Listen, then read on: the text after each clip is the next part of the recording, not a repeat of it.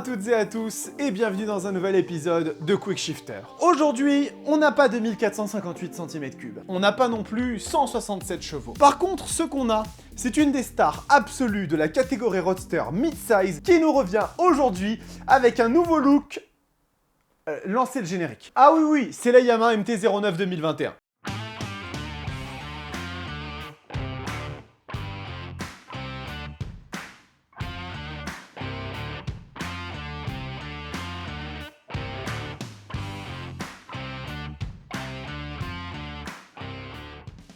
J'aime bien me renouveler, mais il y a des trucs sur lesquels il faut savoir raison garder. Nous allons bien évidemment commencer par remercier nos copains de chez Espace Murite qui ont encore une fois décidé de nous supporter et qui ont accepté de nous prêter cette petite machine. Espace Murite, comme vous le savez, c'est Yamaha, c'est KTM, c'est Ducati et c'est Kawasaki, et c'est surtout la famille, puisqu'on en est à peu près à... Je sais plus combien de motos ils nous ont prêté en vrai, enfin... Les mecs sont adorables, ils sont professionnels, serviables, vous connaissez la chanson, allez les voir. Et puis vous savez, cette MT-09, moi je trouve qu'elle est encore plus belle quand vous likez la chaîne et que vous partagez, vous vous abonnez, bref, vous connaissez la chanson, n'hésitez pas. Et la petite cloche, vous savez de quoi je veux parler. Est-ce que vous savez ce qu'est le Dark Side of Japan ? En gros, c'est un concept que les Japonais ont créé en 2014 pour illustrer qu'ils en avaient marre. Ils en avaient marre de se faire marcher dessus par les Européens, les Américains, les Indiens peut-être, j'en sais rien. Et ils voulaient revenir à leur place de patron du monde de la moto. C'est vrai quoi. Suzuki, Yamaha, Honda, Kawasaki, c'est des marques qui ont fait rêver pendant des décennies, mais c'est vrai qu'arrivé en 2010, eh bien, les Nippons commençaient à perdre un petit peu de leur aura et de leur charme. Et donc, Yamaha décide de diversifier sa gamme MT ou Master of Torque, les maîtres du couple. Rien à voir avec les maîtres de l'univers, mais ça pourrait être un préquel. Et quand je dis diversifier, c'est bien parce que cette gamme-là n'est pas du tout apparue en même temps que cette machine, elle existait bien avant, avec des machines comme la MT-01 et la MT-03, qui incarnaient déjà un petit peu cette philosophie fun avec du couple à revendre. En 2014 apparaît donc la toute première MT-09, qui déjà, je dois bien vous l'avouer, avait une gueule un peu spéciale, mais bon, tous les goûts sont dans la nature. Mais ce qui est sûr et certain, c'est que cette machine, elle a été un véritable succès. Les raisons, un moteur CP3 qui était véritablement ultra fun, avec des envolées extrêmement prononcées. D'ailleurs, la presse à l'époque évoquait ce moteur comme du jamais vu chez les Japonais. Et ça, associé à une bécane qui avait un caractère vraiment ultra marrant, en faisait bien un succès tout tracé. Cependant, la MT-09 n'avait pas que des qualités. Elle était notamment grévée d'une fourche un petit peu trop fofolle et d'un avant qui avait tendance à guidonner, ce qui donnait à la machine un comportement qui faisait quand même un peu flipper, on va pas se le cacher. Des versions un petit peu alternatives apparaissent avec la Sport Tracker et la Street Rally qui allaient chercher un petit peu les esprits Scrambler et Dirt Track. Et finalement, cette machine continue son bonhomme de chemin du haut de son 3 cylindres de 115 chevaux pour arriver en 2007 avec une toute première refonte visuelle qui...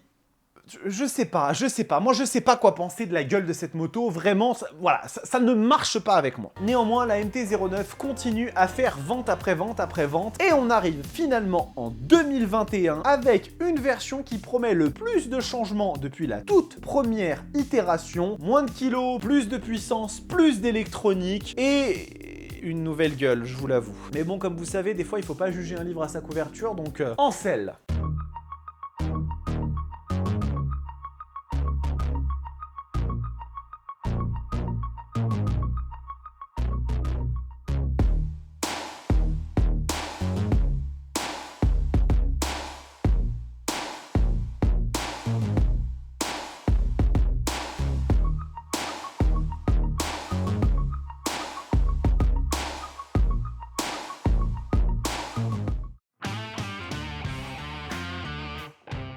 Allez, on est parti pour ce tour statique de cette Yamaha MT-09 2021, et là pour le coup le décor intérieur sert vraiment, puisque je n'ai pas pu vous faire ce petit tour statique en extérieur vu qu'il pleuvait toute la journée. Donc on va commencer par regarder un petit peu cette machine. Je vous l'avoue qu'en termes d'esthétique, moi je suis pas du tout fan de cette MT-09, je trouve que son optique est véritablement trop marquée, trop originale. Alors certes ça la démarque, mais d'un autre côté je trouve que ça lui donne aussi un côté un petit peu trop différent, et puis c'est surtout que pour moi il y a des vrais soucis de finition sur cette moto, comme par exemple le klaxon qui est posé juste là, comme ça, au milieu de nulle part, et ça pour moi ça fait vraiment un petit peu tâche je trouve sur la machine. En termes d'esthétique globale, on est quand même sur une machine qui est assez standard, hein, c'est des codes assez japonais. On va s'intéresser quand même dans un premier temps ici au moteur, donc c'est un 3 cylindres en ligne qui a été inauguré avec la MT-09 en 2014, donc qui délivre 899 cm3, soit 50 cm3 de plus que la dernière version, 119 chevaux et 9,50 m/kg de couple délivré 1500 tours plus bas, ce qui donne une machine avec des accélérations quand même assez fulgurantes. En termes de châssis, on est sur un périmétrique aluminium nouveau pour cette nouvelle version. Apparemment, il a été totalement repensé. Ça donne quand même à la machine des prétentions encore plus agiles, puisqu'on est sur une bécane qui fait 189 kg en ordre de marche, ce qui est quand même vachement léger. Elle a perdu 4 kg depuis la dernière version, donc c'est vraiment pas mal du tout à ce niveau-là. La hauteur de selle n'est pas exagérée, elle permettra à des pilotes de taille moyenne de s'y sentir à l'aise sans aucun problème. Et concernant le réservoir, on est à 14 litres, ce qui n'est vraiment pas gigantesque. L'appétit de la moto n'étant pas forcément super élevé, ça permet quand même d'avoir une autonomie pas trop mauvaise. On passe un petit peu ici sur la fourche et le freinage. Donc ici, on est sur une fourche inversée de 41 mm qui est réglable, mais pas sur tous les aspects. Pareil ici, on a des étriers radio, donc qui viennent insérer des disques de 298 mm. C'est quand même relativement suffisant pour le freinage. Par contre, eh bien, de façon assez dommageable, on a de la durée de caoutchouc. Ça aurait pu être sympa, mais à ce niveau de prix, c'est vrai qu'on ne peut pas tout avoir. Concernant la signature visuelle, on peut l'apprécier ou non, mais néanmoins, Yamaha a eu le bon goût de mettre tout ça sur de la LED, ce qui donne quand même un éclairage très fort, très puissant, très lisible, et surtout qui permettra aux autres utilisateurs de vous voir arriver. Donc à ce sens-là, pour moi, c'est une bonne chose. Attardons-nous un petit peu sur le compteur de cette Yamaha MT-09, qui est en fait un écran TFT. Alors déjà, vous pouvez le voir, il est excessivement petit, il fait 3,5 pouces, et autant c'est quelque chose que je peux tout à fait comprendre sur une machine qui fait 650 cm3 ou moins, mais là, pour moi, c'est pas valorisant. Enfin, on est sur un tout petit écran, vraiment, quand la concurrence fait des écrans de 4,3 pouces, sensiblement plus technologiques. Bon, en termes de lisibilité, il n'y a rien à dire, on a les informations dont on peut avoir besoin avec l'indicateur de vitesse, le contour, le rapport engagé, tout ça se lit très très bien. On a deux lignes que je vais pouvoir vous montrer avec la petite molette à droite qui sont contrôlables et qui permettent en fait de choisir en fait les informations qu'on veut. Donc regardez ici, on peut aller chercher directement la jauge à essence, la consommation, le temps de trip, tout ça est réglable. En fait, vous avez deux lignes qui sont totalement paramétrables et vous choisissez ce que vous voulez. C'est plutôt pas mal. En termes d'assistance électronique, la machine est quand même pas mal dotée puisqu'elle reprend certaines technologies de la R1, une centrale inertielle IMU 6 axes qui est reprise directement de l'hypersportive. On a du contrôle de traction, on va avoir également du contrôle de glisse, on a un quick shifter up and down de série, ça par contre c'est vraiment top de la part de Yamaha d'avoir mis ça. On va avoir 4 modes de conduite qui sont de 1 à 4, le 1 étant le plus énervé et le 4 étant vraiment le plus gentil, et un contrôle de traction réglable, donc directement en roulant. Tout ça est vraiment pas mal, et j'avoue qu'à ce niveau-là, c'est du tout bon sur cette Yamaha MT-09. Démarrons un peu le moteur, même si ça risque de résonner un petit peu en intérieur. On l'entend quand même plutôt pas mal, et d'origine, ça fait quand même un son qui est plutôt sympa. Écoutez. Et on va aller voir maintenant ce que cette MT-09 donne en dynamique. Allez, c'est parti pour le côté ville de cette petite Yamaha MT-09 2021. Alors pour le coup, je me suis mis exprès en mode de conduite 1 qui est censé être le plus nerveux pour voir si c'est gênant en ville. J'aimerais bien savoir si le fait de garder ce mode de conduite tout le temps activé va nous gêner plus qu'autre chose. Alors bien évidemment, on commence toujours par parler de la position de conduite. Cette dernière est vraiment super naturelle sur la moto, ça reste relativement droit, on n'est pas du tout dérangé. Et, franchement, les jambes sont pas trop repliées, les bras sont relativement confortables, il n'y a pas d'appui exagéré sur les poignets, c'est vraiment un roadster qui est assez droit. En ce qui concerne la maniabilité de la machine, on est à 189 kg en ordre de marche, c'est donc un vrai vélo qui sera facilement conduisible par tout type d'utilisateur, donc ça c'est vraiment une bonne chose. Sur la partie ergonomie, cette dernière est relativement simple, on a quelques petits boutons de part et d'autre. Ici on va avoir un bouton mode qui va nous permettre d'alterner entre le mode de conduite et le niveau d'intervention de contrôle de traction. On va avoir les clignotants, le petit warning en dessous, et puis à droite on va avoir une petite molette qui sert à contrôler les menus. Tout ça est relativement simple à mettre en place, donc il n'y a pas véritablement de problème à ce niveau-là. La rétrovisibilité au niveau des rétros, elle est plutôt correcte, il n'y a rien à dire à ce niveau-là, ça marche très très bien. Et en ce qui concerne le tableau de bord, eh bien si j'étais plutôt sceptique au niveau du tour statique, vous avez vu, j'ai pas trouvé que ce soit très valorisant d'avoir un tableau de bord comme ça, eh bien ce dernier est en fait finalement assez minimaliste et permet d'avoir toutes les informations d'un coup affiché et finalement tout ça marche plutôt bien. J'avoue que quand on roule, l'effet est quand même moins décevant que quand on est vraiment en statique.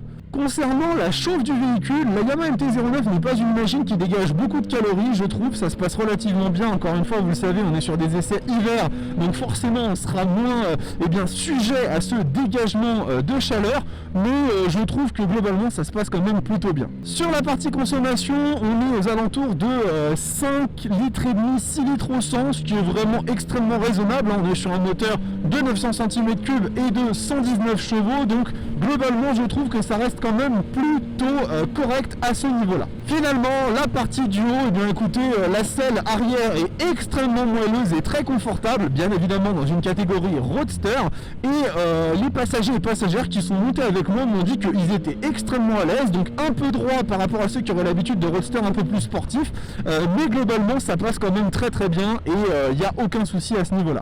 Donc voilà, sur la partie ville, je trouve que la MT-09 s'en sort plutôt très bien, même si le Roadster a des velléités un petit peu plus sportives, elle fait très très bien ce genre d'exercice. Et maintenant, on va voir tout simplement ce qu'elle va donner directement à l'attaque.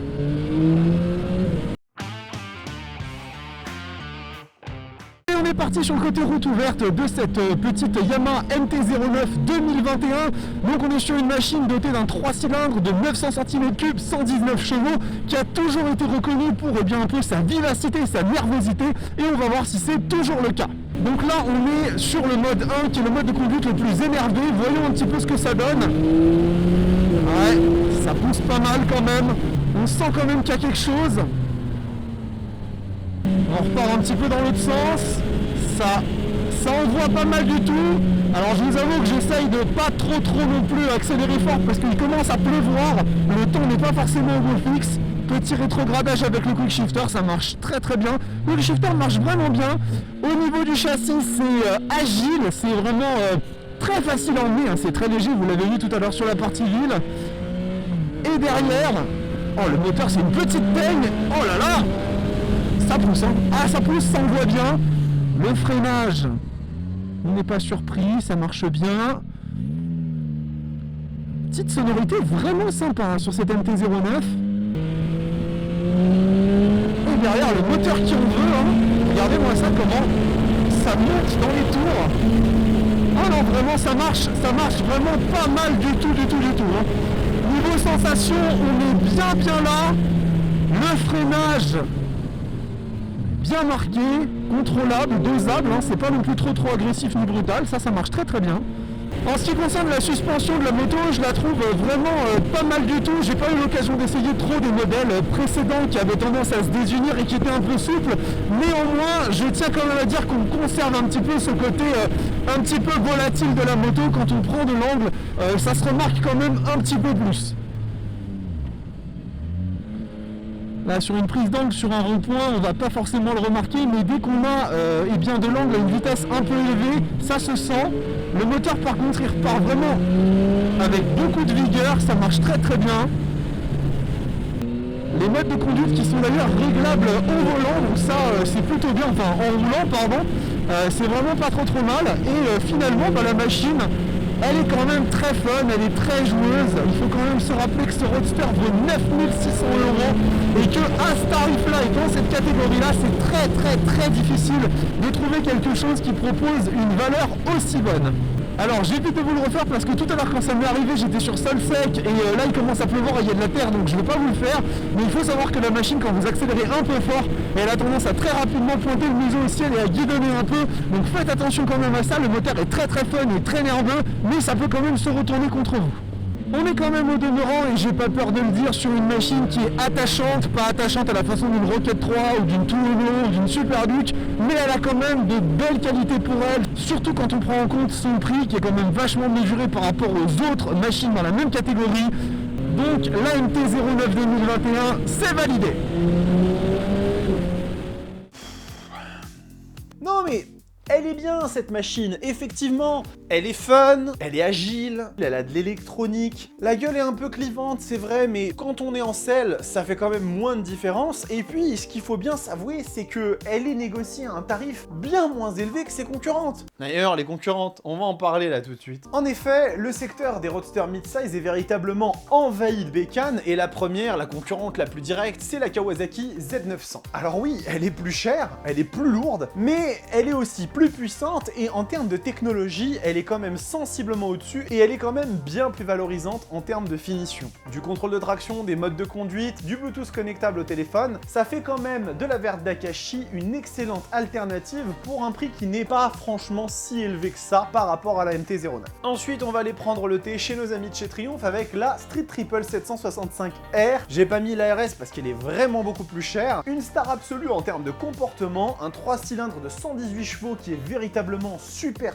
démonstratif, un châssis qui, il faut l'avouer, fait vraiment des merveilles, mais par contre un peu moins de techno finalement puisque pas d'écran TFT sur ce modèle-là. Alors après, est-ce qu'il faut rester sur du bon vieux LCD qui marche ou passer sur le TFT de la nouvelle MT-09? À vous de choisir. Finalement, j'ai décidé d'aller chercher un petit peu plus haut pour vous faire plaisir et on va parler bien évidemment de la KTM 890 Duke R qui est finalement la version ultime de la 890 Duke qui était elle-même une évolution de la 790. Vous suivez? Un moteur ultra rageur, 121 chevaux, de la technologie de fou furieux, un écran TFT vraiment valorisant. Je suis désolé ma belle, mais faut quand même dire les choses. Mais un quick shifter en option payante, et ça c'est un peu mesquin, et surtout un prix qui est vraiment bien plus élevé que la MT-09.